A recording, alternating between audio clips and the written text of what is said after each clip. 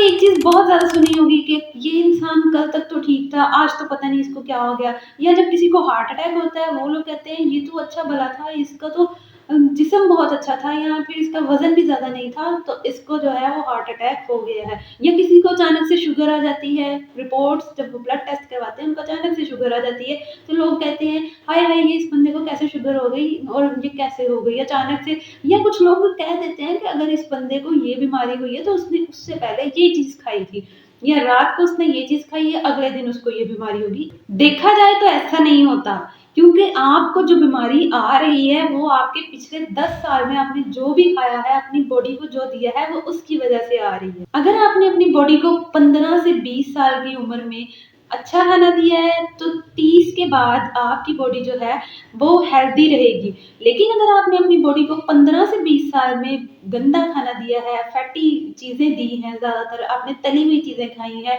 Bakery की items खाई हैं, तो 30 की उम्र के बाद आपकी बॉडी जो है वो लाज़मन कोई ना कोई बीमारी शो करेगी। आपको फैटी लिवर हो सकता है, आपको डायबिटीज़ हो सकती है, आप जिसको शुगर कहते हैं, और अगर आपको दिल की बीमारियाँ भी हो सकती हैं। इसके साथ-साथ आपको गॉल ब्लैडर स्टोन्स भी हो सकते हैं, जिसकी वजह से जिसको हम पित्ते की पथरी कहते हैं, और बाद में आपका पित्ता जो है वो रिमूव करना पड़ता है।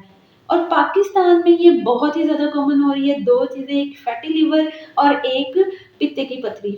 आपके जो गॉल ब्लैडर में स्टोन हो जाता है। बेसिकली ये सारा गंदा कोलेस्ट्रॉल है जो कि आपकी बॉडी में स्टोर हो रहा होता है, आपने 15 से 25 साल की उम्र में जो भी खाया होता है उसकी वजह से।